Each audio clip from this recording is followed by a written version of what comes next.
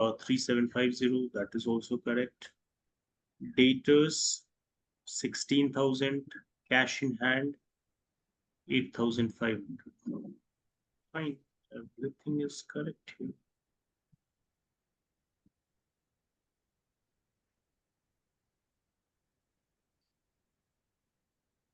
Here 25,000, 15,000, and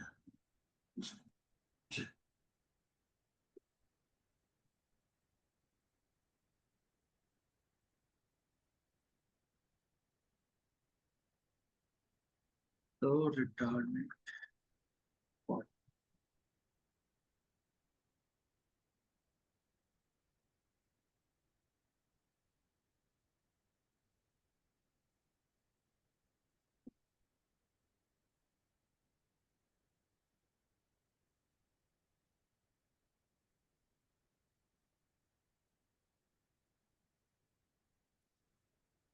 $30,000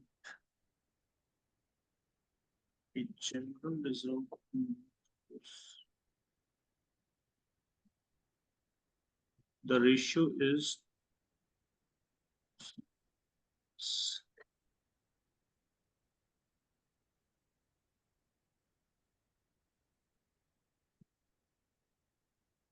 30,000. General reserve is 16,000.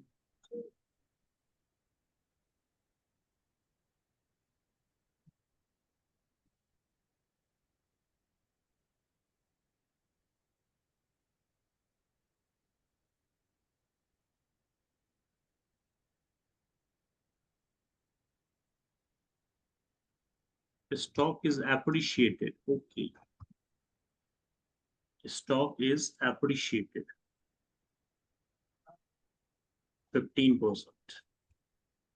So the stock here, I have actually deducted 25,000 plus 3,750. So it is 28,750. 153,750. Please take the screenshot of the solution. Okay. Okay. Yes. So stock appreciated and factory building appreciated. So these two should be increased, and plant and machinery, daters, and one more item, that is furniture. Yes. Yeah, done. Done? Yeah. This is the balance. Yeah, done. Total actually is here. Yeah, done. So tell me if you have any doubt here. Other than the C's loan account, I think it's like C's loan, that's yeah. the simple partners balance. Okay. Generally, we have written like in everything in, okay, there is in balance CD, everything. Yeah. So these two are balance. We have to write balance CD, and this is C loan. So all the Okay. balance we will calculate, and the balance of retiring partner will go to loan account. Okay. Okay. Okay. So that's all for today. We'll discuss the adjustment part in the next class. Okay. Thank you. Thank you. Bye.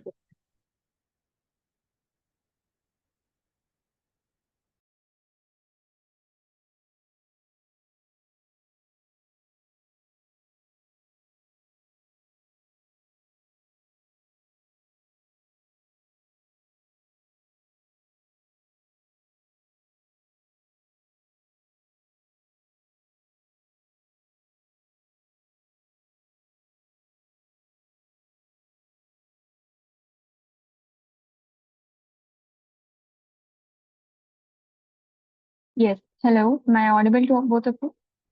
Hello, good evening, ma'am. Good evening. Camera. Good evening. Yes. Good evening.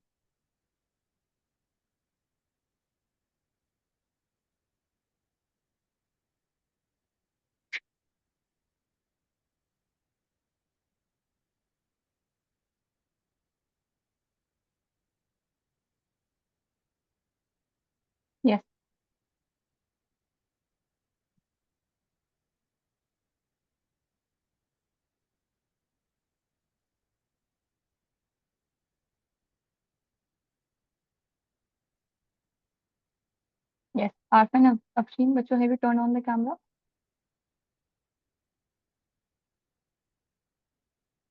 Yes, fine. Afshin,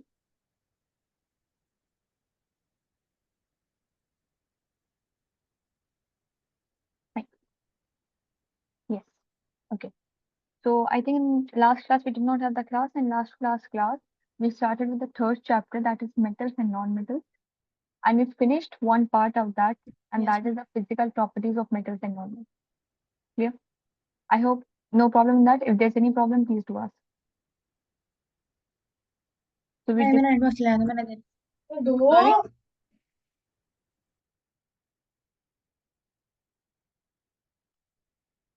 Afa, you saying something? Okay, fine. Yes, Sad, please turn on the camera.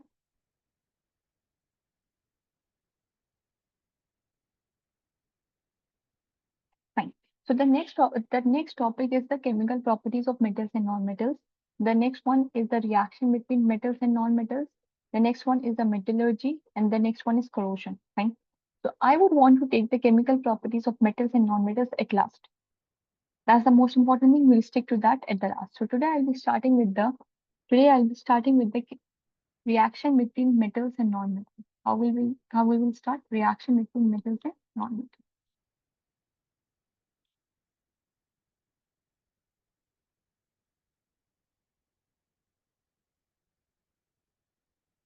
Okay, reaction between metals and non-metals. And I would want all of you to recall one thing. What are metals and what are non-metals? The atoms which had the tendency to lose electron, yes, to lose electron, yes, and non-metals had the tendency to gain electron. Yes or no? yes, Basically, how do they react is that they react by forming a bond by losing and gaining of electrons. They react with each other by losing and gaining their respective number of electrons. Therefore, they form a bond. Example, let's quickly take the example. Sodium is a metal, sodium is a metal, and chlorine is a non-metal. Chlorine is a non-metal. If I react both of them, what will they form? They will form NaCl. They will form NaCl. They will form NaCl. Now see, here sodium and chlorine, they did not react in their elemental form. Rather, they reacted as the sodium plus, and it reacted as the chloride ion, that is Cl minus. So the sodium ions reacted with the chloride ion to give us a salt, that is sodium chloride. So whenever the metals and the non-metals react, they react by forming the ionic bond. They react by forming the ionic bond. And what is an ionic bond? What is an ionic bond? The bond formed between ions. Bond formed between ions. Now, what are ions? What are ions? Charged species. Charged species, right? Now, how do the species become charged? By either the losing or the gaining of electrons, right? So if it is cation, which is positively charged, and the anion, which is negatively charged, right? Positive, negative, and the cations are what? Metal, and the anions are non-metal. non. So you can see we are ultimately getting the same thing. How do metals and non-metals bond react? They react by forming the ionic bond. What is ionic bond? The bond between ions. What are ions? Charged species. How do we know that metals and non-metals are charged species? Because metals form the cation and non-metals form the anion, and they are both ions reacting together to form the ionic bond. Is it clear? Yes, ma'am. Okay. Saad bache, is it clear? Yes, ma'am. Hmm. Yes, Now ma'am. quickly see this part in the NCERT.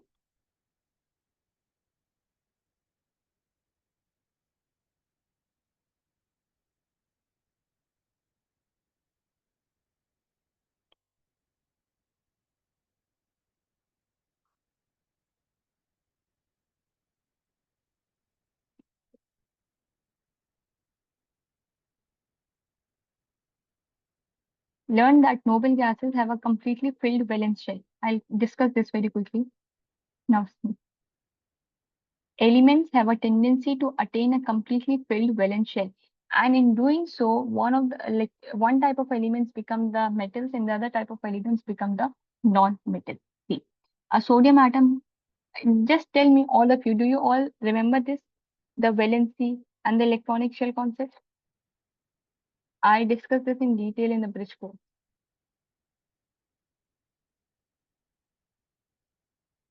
Fine, I'll discuss it here. See, just remember one thing. I'll quickly discuss it here, but please try to pay attention. The atoms are neutral. Atoms are initially neutral. And why are they neutral? Why? Because the atom will have equal number of proton and equal number of electron. The equal number of proton and the equal number of electron. And the number of protons in an atom is like we get to know about it through the atomic number.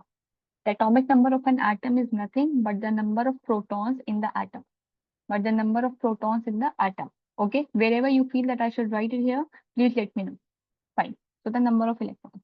Now the number of electrons, they are present on the shells. They are present on the shells or the orbits. Correct? They are present on the shells or the orbits. Now the shells, they have a maximum capacity of the electrons that they can have. Each shell has a maximum capacity of the number of electrons that it can have, right? And based on that, we get the electronic configuration. Why do we get the electronic configuration? See, let's suppose how many maximum number of electrons can be there in the first shell? 2. Second, 8. Third, 8. So likewise, we have the maximum number of capacity, right? Let's suppose I have 2 atoms here. One is with the atomic number 11 and the other is with the atomic number 17. One is with the atomic number 11, the other is with the atomic number 17. So how many protons will the atom have? 17 and 11, right? A1 will have 11, the B1 will have 17, yes? Are you all understanding this or should I go into the detail for this topic? Ma'am, Alpha? no. Alpha? Yes. Saad? Yes, ma'am.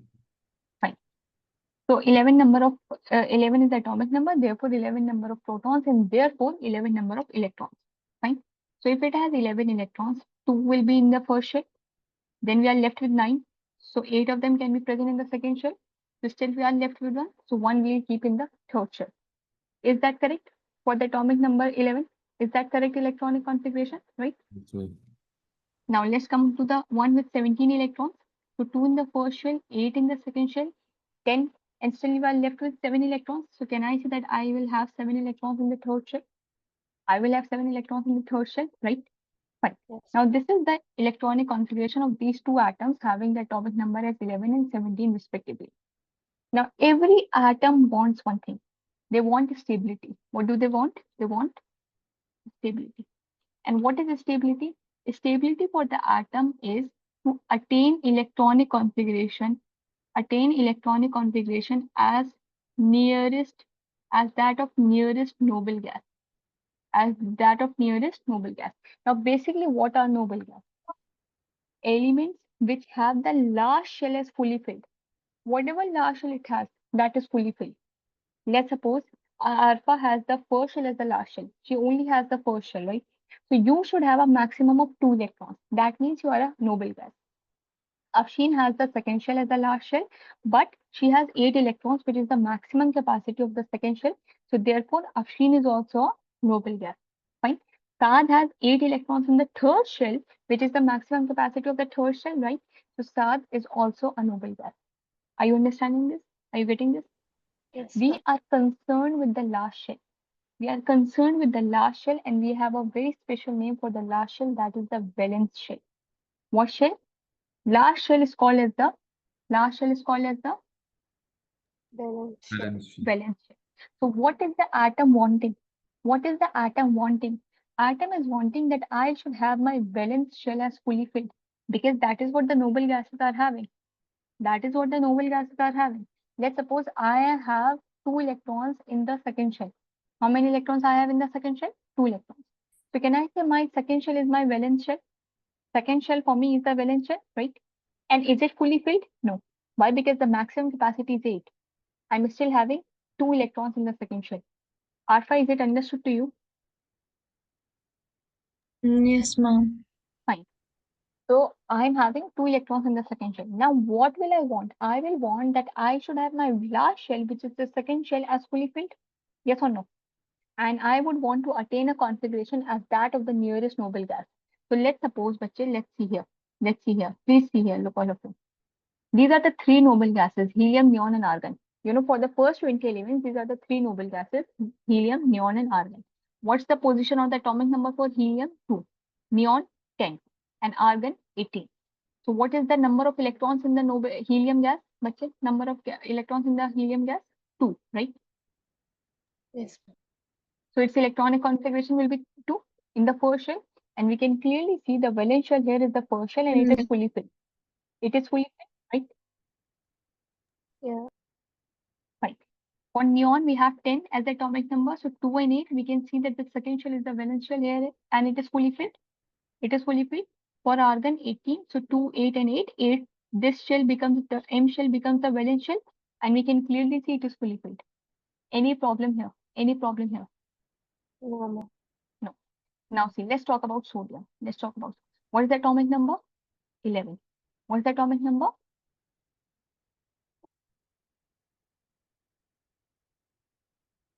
That What is atomic number?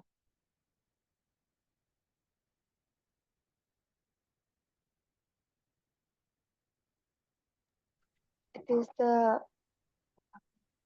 sodium is in the 11 in the periodic table. Mhm. So that is the But what? atomic. That's right. But why? What does actually atomic number represent? Saad, you know it. Ma'am, where the atom is placed in the periodic table? That is fine. But on what basis are we saying that it is placed on the position in the atomic periodic table?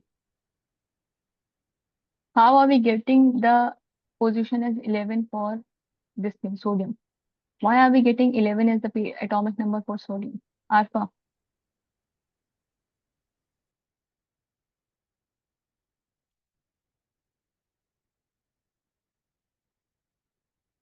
Can you repeat the question once? What do you mean by the atomic number?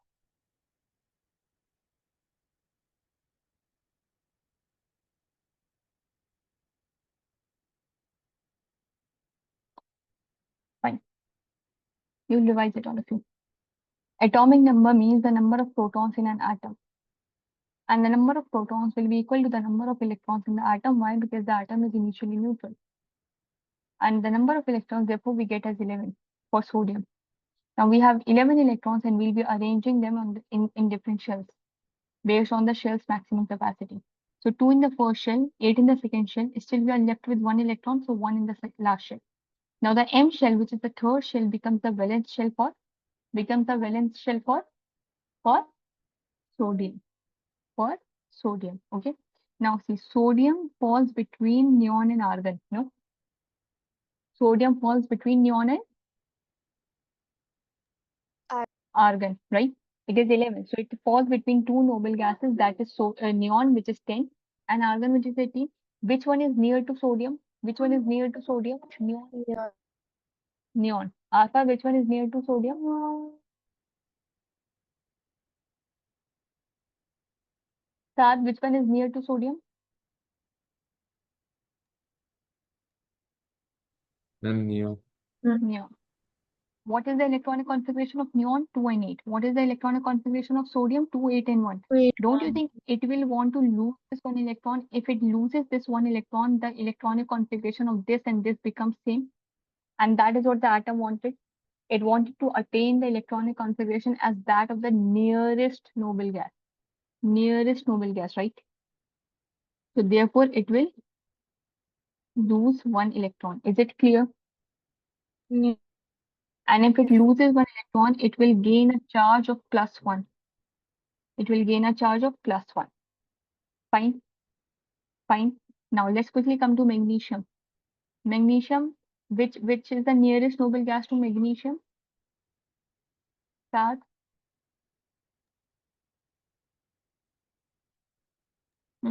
Neon. Neon. So what will it do to attain a electronic configuration as that of neon? +2. Therefore, it loses 2 electrons. Huh? It loses 2 electrons. It becomes +2. magnesium +2. For aluminium, again neon. Again neon. Yes. So it will lose how many electrons, Harpa? 3 electrons. So it gives a charge of +3. The potassium is 19. Which one is it near to? Argon or the next one? I think it is very near to argon, right? Argon. 2881. Yeah. 288. So if we lose this 1 electron, it will attain that of argon, right? What will it become? K plus 1, potassium plus 1, huh? Yes. And see calcium, that of argon should lose 2 electrons. Can I see calcium is +2? Yes or no? Yes. You can clearly see here, these are all metals and they are losing electrons. And why are they losing electrons? This we have also understood. I hope you people have understood. Because they wanted to attain the electronic configuration as that of the nearest noble gas, and they are able to do so by losing the electrons, right? They are able to do so by losing the electrons. Is this concept clear? Should I move on to that of non-metals? Yes. Yes. Fine. Sad, is it clear to you? Yes, ma'am. Fine. Now see nitrogen, atomic number 7. Nitrogen atomic number 7. So it is between helium and neon. Which one is it near to? Which one is it near to?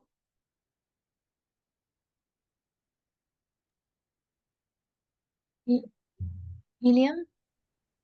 Helium is 7 near to 2, not 10. Yeah. But you don't have to look at this one. No, you have to look at the atomic number. Okay? Okay. Okay? So that's neon. It's neon, right? What's the electronic configuration for neon? 2 and 8. 2 and 8. 2 in the first shell, 8 in the second shell. Now you see, nitrogen is having an electronic configuration as that of 2 and 5. So the second shell, which is the L shell, is the valence shell here. For nitrogen, L shell is the valence shell here. Yes or no? Respond. Yes, ma'am. Yes. Yes. How many electrons are present in the valence shell here? 5. So it will Five. want to attain an electronic configuration that of neon 2825. Don't you think it will gain 3 electrons Yes. and it will become N minus 3? Minus. Yes or no? Yeah. Oxygen, again neon, right? So it gains 2 electrons. Gain 2 electrons. What does it become? O2 minus? Huh? O2 minus? Yes or no? Yes. Fluorine. Which one is fluorine near to? Neon. Neon. So what should I do? Should I lose 1 electron here? Gain 1 electron. Raj, what should fluorine do to attain stability?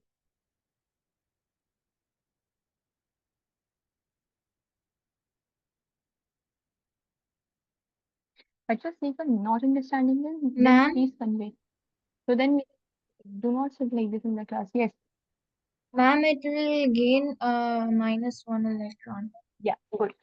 Not minus 1 electron, it will gain 1 electron, therefore it will attain a charge of -1. Okay. Clear, Alpha? Is that clear? Yes, ma'am. Now see phosphorus. Phosphorus, It's near to argon. argon. So what will it do? Gain 3 electrons, Yeah, it will again minus gain 3. Sulfur, -2. Huh? Sulfur, -2. And chlorine, Minus -1. Gain 1 electron. Yes, bache. Cl -1. Is it understood? So what we are seeing here is that some elements have the tendency to lose electrons and some elements have the tendency to gain electrons. And why are they doing so? Just to attain stability. Just to attain stability. And what is stability for the elements? What is stability for the elements? To attain electronic configuration as that of the nearest noble gas. As that of the nearest noble gas. In order to do so, they might lose electrons or they might gain electrons. The elements which are losing electrons are called as metals, and therefore they have their properties based on that. And the elements which are gaining electrons are called as non-metals, and therefore they have the properties because of that. Any problem here in this concept? No. Now we can clearly see that metals are forming cations, the positive ones, and the non-metals are forming anions, which is the negative ions, right? Yes or no? Fine. Now let's see how would they bond. How would metal or a non-metal bond? Simply, we are going to study the bond or the reaction between a cation and an anion. Between a cation and an anion, okay? Between a cation and an anion. Fine. Now, how would they bond? This is very simple. Let's suppose, Arfa, you have this thing. You have some really good notes, okay? You have some really good notes, okay? And you want to write more notes. Afshin has got 2 pencils, okay? Afshin has got 2 pencils, but she wants your notes. So don't you think you both can form a bond by exchanging both of the things that you have? Arfa will take the pencil and Afshin will take the notes, right? That is a very lame example, but just to explain this, fine? Let's suppose sodium and chlorine, they want to react. This is a sodium atom, this is a chlorine atom. Now we know sodium wants to stability by losing one electron. By losing one electron, that is the valency here. Chlorine wants to gain stability by gaining one electron. That is -1, right? And if we have a bond between them, they can form a bond. Both of them will attain stability, right? Both of them will attain stability. And that is nothing but the ionic bond. That is nothing but the ionic bond. Yes, Bacho? So how we will show that? See, we will write the electronic configuration here. Na forms Na plus, and it is losing one electron here. Yes or no? Yes. Yes. From sodium, it is forming Na plus, and plus it is giving one electron because it is losing that one electron. Okay? No.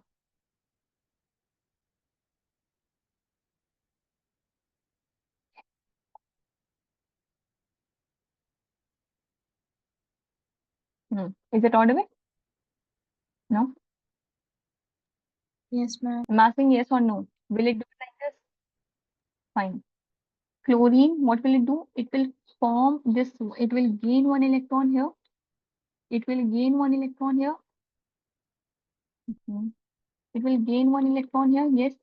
And it changes to the chloride ion. It changes to the chloride ion. Now both of them can form. How do we represent this? This is through the cross and dot structure. See, sodium is giving one electron, right? Chlorine already has 7 electrons here, right? They will form a bond by. So don't you think now sodium will lose one electron, chlorine will gain one electron, right? And they will form a bond. They will form a bond like this. What can we see? Sodium has gained a positive charge here because of losing this one electron, and it has gained a negative charge here, chloride, because of gaining one electron. Is it clear, bachcho? Yes or no? Yes, ma'am. Arfa and Saad. Yes, ma'am. Yes, Saad. ma'am. Sodium and chloride ions being oppositely charged, positive and negative cation anion, attract each other and are held together by strong electrostatic forces. Now see, electrostatic force, what is electrostatic force? Between the opposite charges. So they are clearly behaving as opposite charges, cations and anions. So what type of force is between them? What type of force is forming that ionic bond, ionic compound? That is the electrostatic force. What force is it? Electrostatic force of attraction to exist as sodium chloride. Why exist as sodium chloride? Because it became positively charged, it became negatively charged, and therefore they have been attracted together by the electrostatic forces of attraction, and they are existing as this compound, which is sodium chloride. The sodium chloride does not exist as molecules, but aggregates of oppositely. See, it is actually like this. It is actually like this. See, bonded by the electrostatic force. This is how it will exist. Okay, clear? Clear? Yes. Fine. These are what? Ionic compounds. So ionic compounds, what are ionic compounds now? Formed by the ionic bonding. Simple, formed by the ionic bonding. And they are also called as electrovalent compounds. What compounds? Lect.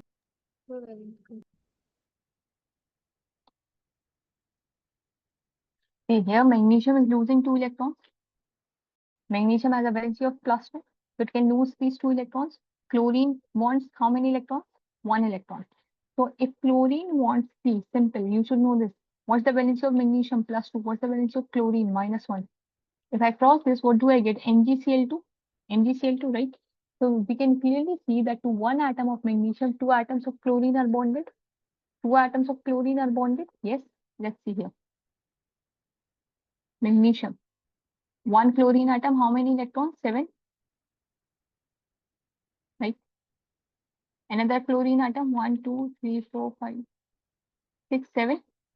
How will they form the bond? It will give 1 electron to this, give 1 electron to this. Yes or no? Yes. No. And how we will draw this? See, Mg +2 bonded to Cl. How many chlorine atoms are there like this? Can I say 2? Can I say 2, right? 1, 2. Yes or no? Yes, ma'am. The compounds formed in this manner by the transfer of electrons. What is this? We are literally transferring the electrons, right? Gaining or losing of electrons, transfer of electrons from a metal to a non-metal. Because transfer is happening between cations and anions. Metals are cations, non-metals are anions, are known as ionic compounds or electrovalent compounds. Cation and anion present in this, yes, we can say this is magnesium. So always remember, I told you this, that whenever positive ion is formed, that is through the metal, the name will remain same. Example, sodium atom changes to sodium ion.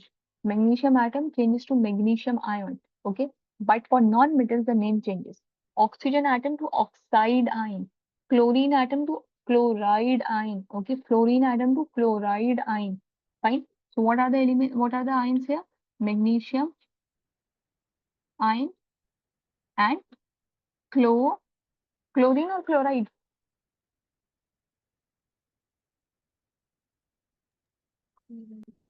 Chloride. Chloride ion. Why? Because we're talking about the ions. Had we been talking about the metals or the elements, we'll be saying the chlorine. Is this clear or not? Tad, Afshin, Arfa, any confusion in this, please say. No. Now, once the ionic bond, ionic compound, electrovalent compound has been formed, and between what reactants is this forming? Between a metal and a non-metal, between a cation and an anion, between the one which is giving electron and the one which is taking electron, right? Between the two of them which are transferring electrons to each other. I'm repeating the same thing but in just different manner. I'm saying the same thing but in just different manners, right? Now, they will have some properties. Let's see the properties of the ionic compound. The properties of the ionic compound. See. Look here. Physical nature. Always remember what type of force is present between the ionic bonds, ionic compounds. What type of force is present between them?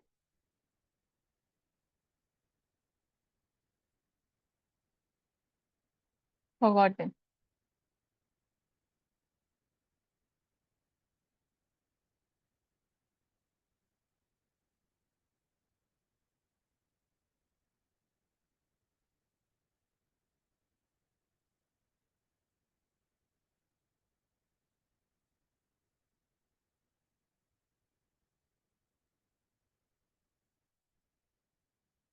Is it right or wrong?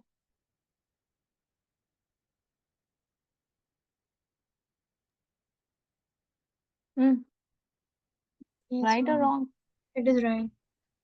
So electrostatic, and always remember electrostatic force of attraction is a very strong force of attraction. What force? A strong force, right? So let's suppose it is A and B. So can I say it's a very strong bond here?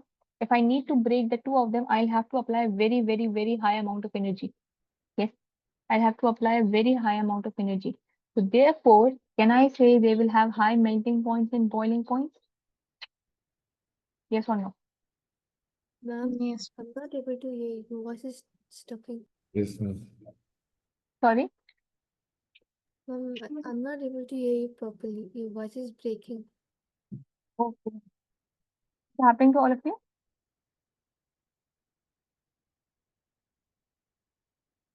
Is it happening to all of you?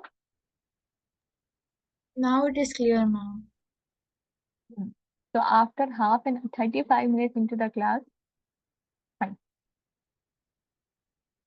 Okay. So physical nature, let's quickly understand the physical nature. So first see what type of force is present between the ionic bonds.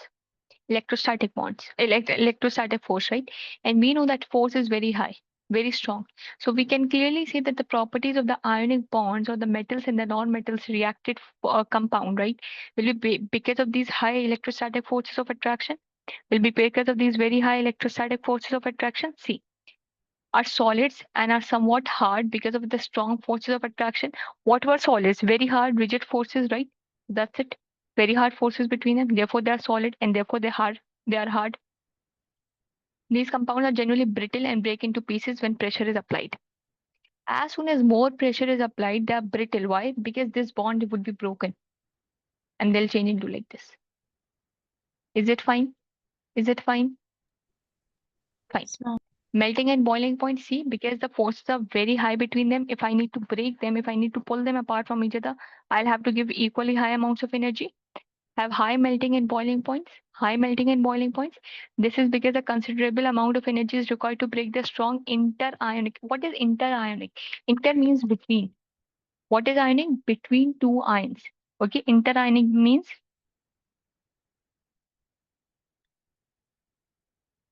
between two ions. And we know here what force is there between two ions? Electrostatic force.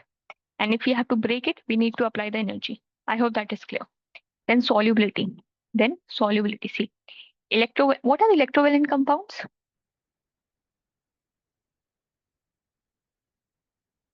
What are electrovalent compounds? Which contain electricity. Hmm. Contain electricity. Name some compounds like these. That's right. How will something contain electricity? What is electricity? What is electric current?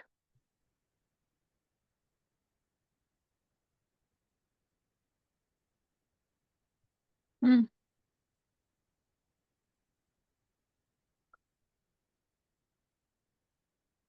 Hmm. What is electric current? Simple answer. Simple question. Energy. Energy. Some energy is coming from that. That's right. But what is causing that energy? Hmm.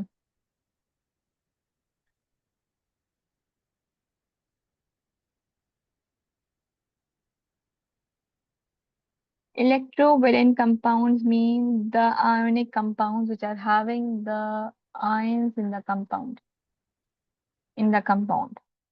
And what you are saying, Saad, ionic compounds conduct electricity. Why? Because they are ions, because they are charges, right? What is electric current? Flow of the negative charge from a particular direction to a particular direction, or flow of positive charge in the reverse direction. Yes or no? No. Class 6, 7 definition of electric current. Fine. So electrovalent compound simply means ionic compounds. And what do we mean by the ionic compounds? Will have a positive and a negative charge together, bonded by the electrostatic forces of attraction, are generally soluble in water and insoluble in solvents such as kerosene and petrol. It is because of their properties of being polar. These are polar molecules, okay? We'll not go into the details, but just know that they are ions. So they will be soluble in the water, but not in organic solvents.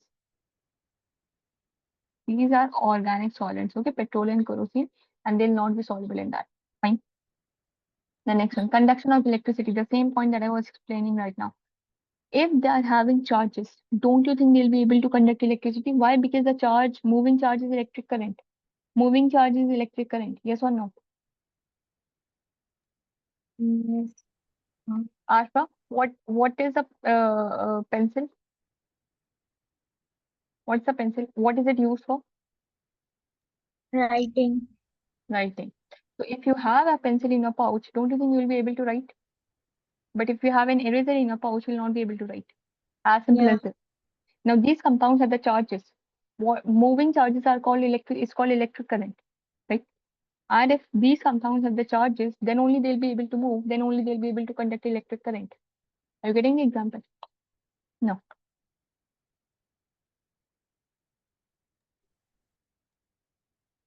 Ma'am, can you explain it again? Okay. I'm saying Arfa is having pencil in her pouch, then only she'll be able to use that pencil to write. If she's not having the pencil, she's having an eraser, she will not be able to write it. Okay? She'll not be able to write anything using that eraser. Clear, Afshin? Now the same thing is here. What is electric current? Moving charges, right? Moving charges conduct electricity. Moving charges conduct electricity. And if these compounds are having charges, then only they'll be able to move, then only they'll be able to conduct electricity. Yes or no? Yes, no. Arfa, Saad? The conduction of electricity through a solution involves the movement of charged particles. See, movement of charged particles. A solution of an ionic compound in water contains ions, which move to the opposite electrodes when electricity is passed through the solution. Ionic compounds in the solid state do not conduct electricity because movement of ions in the solid is not possible. Just know that always the conduction or the charges will be in moving state when they are mixed with water, when they are in the liquid form. Then only they'll be able to move. Otherwise, in the solid state, they are not able to move because of a strong rigidity due to the rigid structure. But ionic compounds conduct electricity in the molten state. Again, what is molten state? Somewhat liquid. We have mobile charges there, okay? In the molten state, since the electrostatic, that is all that we have discussed. Any problem in the how metals and non-metals react? No, no. Arfa and Saad. If you would want to answer, that's a good thing. Is it clear to both of you? Yes, ma'am. Saad. All of you, one question. Why non-metals and metals, when they are forming a bond together, what type of bond is it? What bond is it called as? Electrovalent bond. Or the ionic bond, right? Yeah. Because it is comprising of the ions, the charges, the charged species, right? Now, why is it having high melting and boiling point? Because they need more energy. Why do they need more energy? Why do they need more energy? Because their bond is strong. Yes, and why is their bond strong? Good. Why is their bond strong? Very good. Mm-hmm. You know the answer. Say that.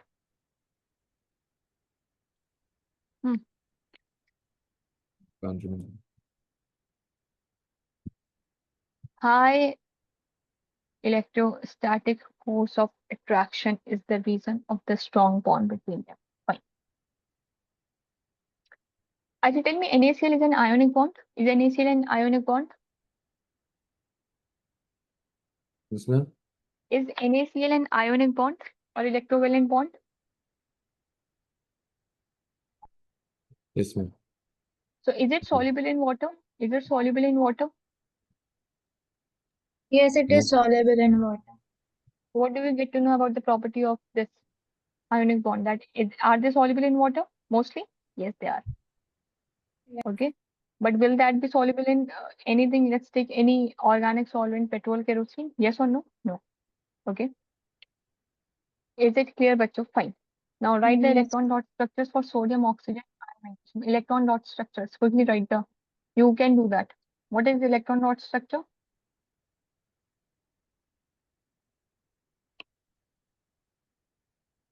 Okay.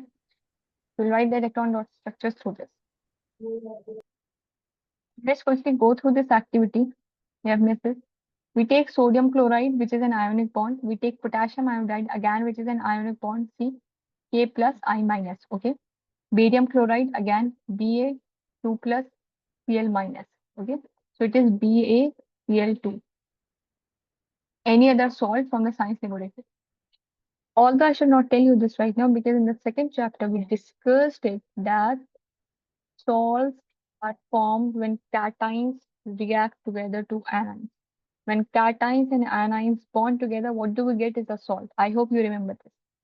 So salts basically are ionic compounds or the electrovalent compounds. Yes or no? Yes, ma'am. Fine. What's the physical state of these salts? They'll be solid. They'll be solid. Okay. Why? Because they are ionic bonds. Okay. A small amount of sample on a metal spatula and heat directly on the flame. If we heat it, what will happen? If we heat it, what will happen?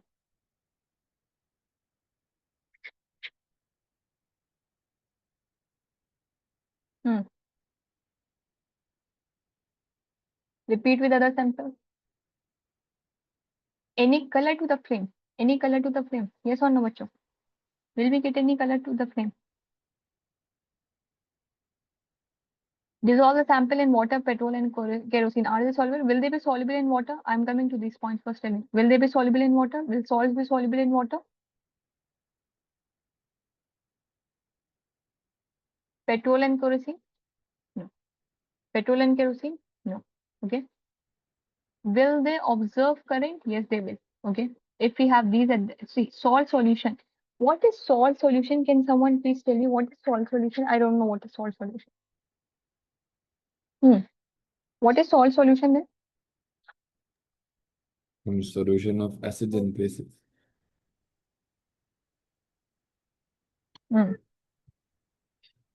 Sir अगर हम गलती से उसको acid solution कह दें तो कोई बात, या उसको बेसिक सॉल्यूशन कह दें तो कोई बात?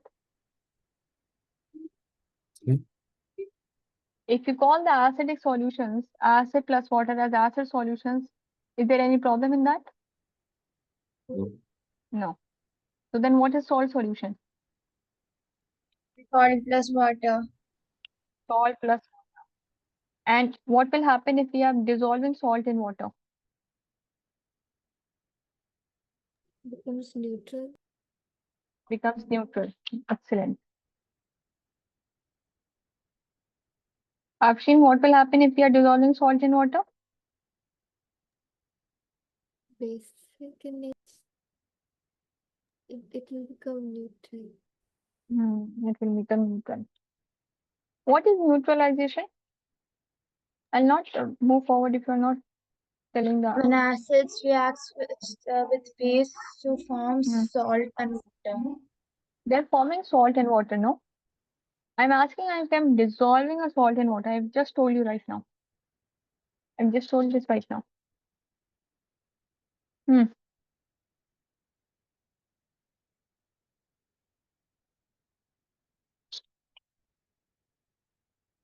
I'm not going ahead.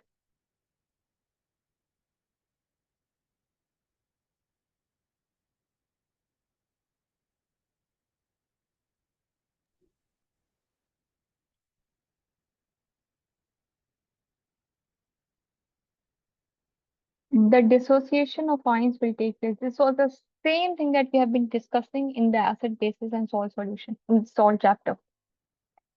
Dissociation of ions. Dissociation of ions, that is, the ions will get separated out. If the ions are getting separated out, they will become the the mobile charges, right? The moving charges. And if they are moving charges, will they not conduct electricity? Will they not conduct electricity? Yes or no? Yes, ma'am. So what is happening if we are having a solution of the salts? What we will observe if we are having a solution of the salt? That the electricity will be conducted. That the electricity will be conducted. Yes? No?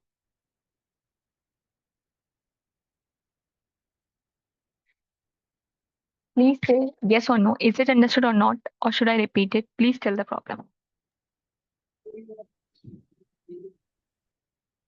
Can you Yes, I can repeat, but what should I repeat? Just let me know that.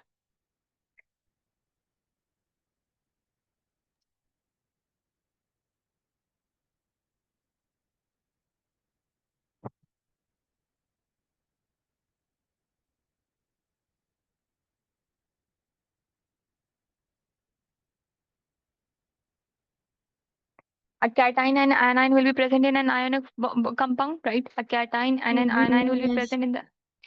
What force they will have between them? Electrostatic force of attraction, right? Electrostatic force of attraction. Fine.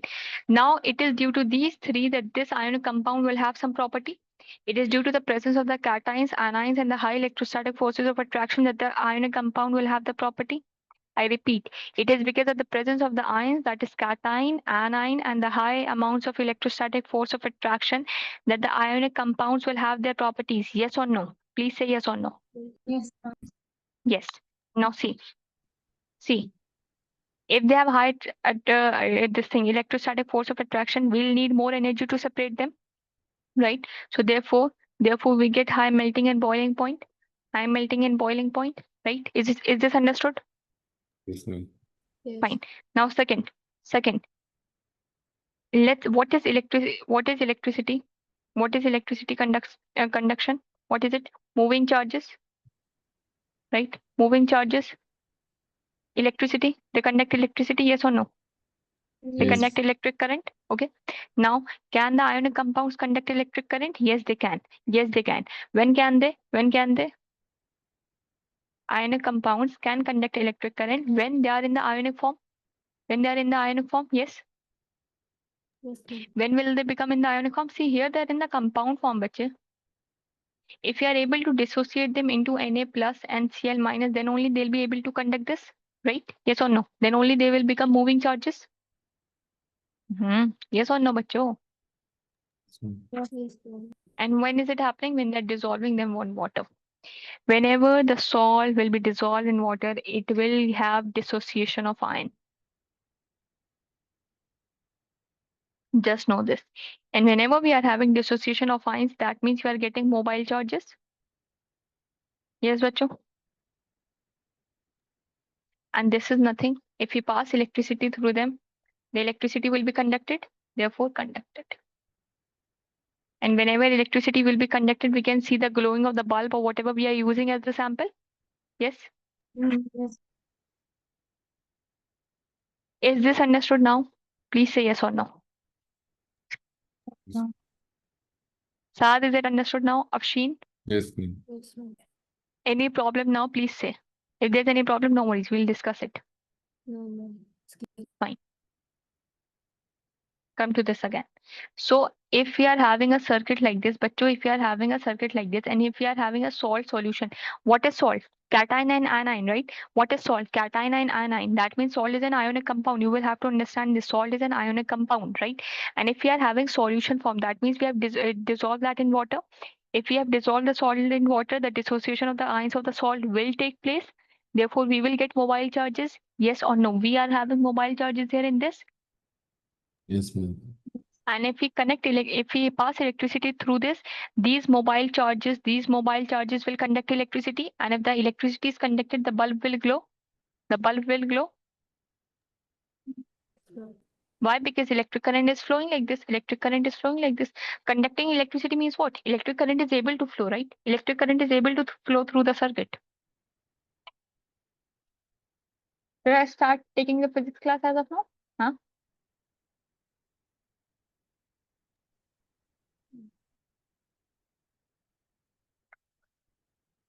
What is the confusion? Please say.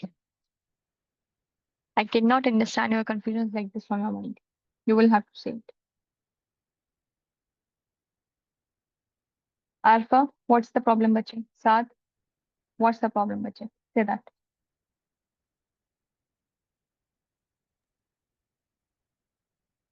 Saad, I want the answer from you. What's the problem? Don't have any problem. No problem? Are you saying no problem? Yes, ma'am. Okay, then no problem. Fine. Then Alpha will tell me why is the bulb glowing here.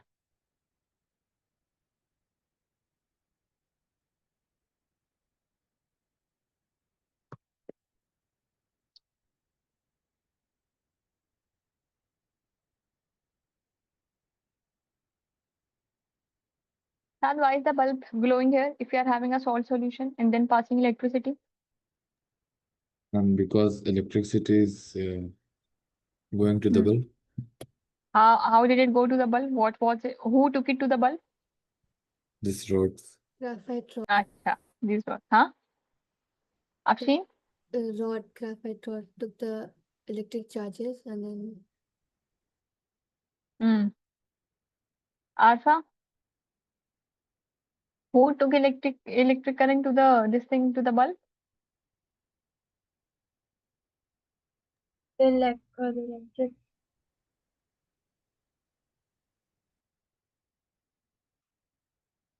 But see the mobile charges, please understand this. The mobile charges, right? What is mobile moving charge?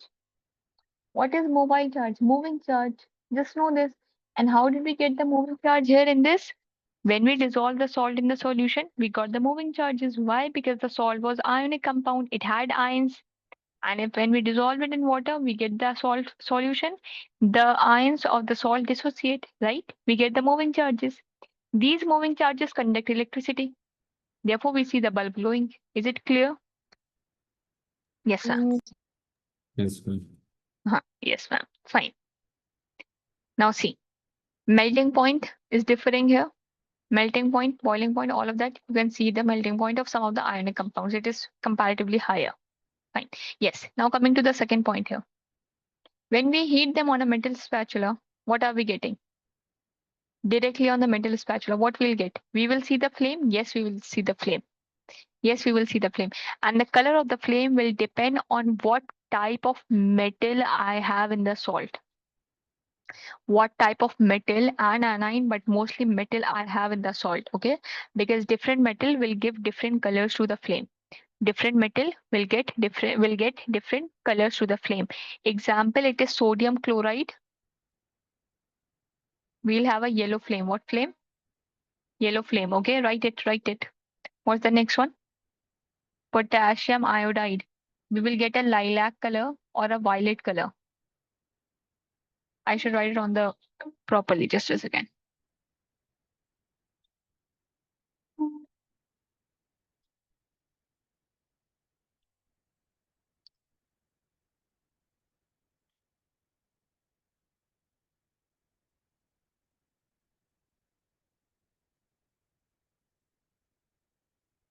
What's the next salt? The next salt, that is barium chloride.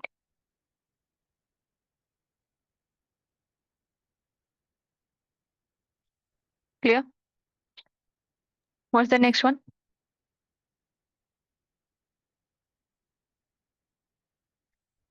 That's it. 3 of them are given. Okay. If we have a magnesium salt, we'll have a white dazzling flame.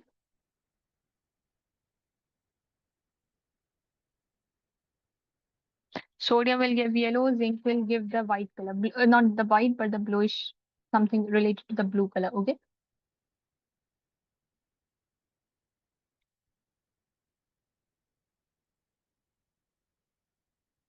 Ma'am, it is white, dazzling or dazzling? Dazzling.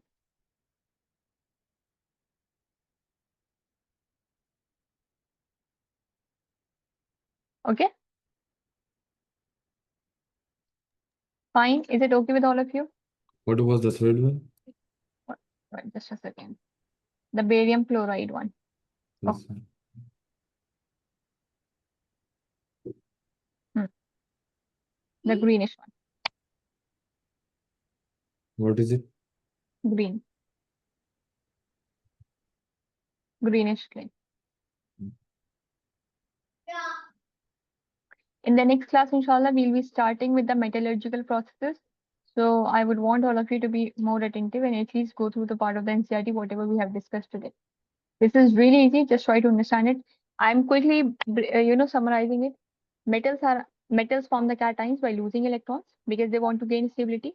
Non-metals form the anions by gaining electrons because they want to gain stability. Fine. First thing. Once the metals and non-metals have formed the cation and anion respectively, they will form the ionic bond between them. Okay. An ionic bond is actually formed by cation anion bonded to each other by high electrostatic forces of attraction. Now it is due to this formation of the ionic bond or the electrovalent bond that the ionic bond get their property. the dionic bond gets their property. First, high melting and boiling point because high amount of electrostatic force of attraction. Second, they are soluble in water, not in the organic compounds. They are soluble in water, but not in the organic compounds. Third, that they have this thing. They are solid, they are hard, they are rigid. Okay, they are solid, they are hard, but if they are not rigid, they are brittle. If you put pressure on them, they will actually be they will become brittle. Okay, they are solid and they are hard. Why are they solid and hard? Again, because of high amount of electrostatic force of attraction.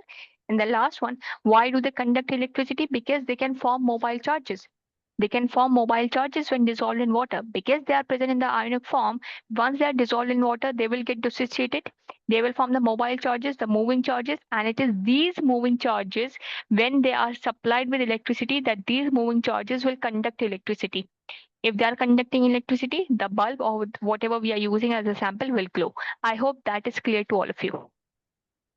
Yes, ma'am. Yes, ma'am. Yes. Fine. So thank you. Inshallah, in the next class, we'll continue from the metallurgical process. Okay. Mm, Bye, ma'am. Thank Yeah, you, ma'am. Allah. Okay. Allah Hafiz. Afshin, are you okay?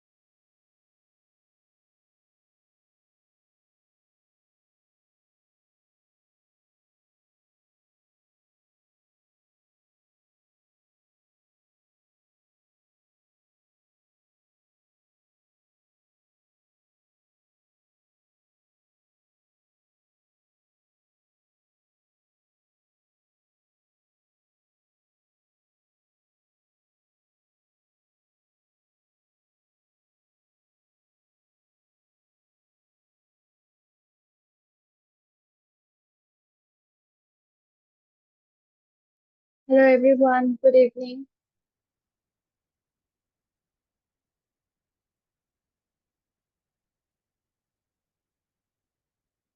Good evening everyone.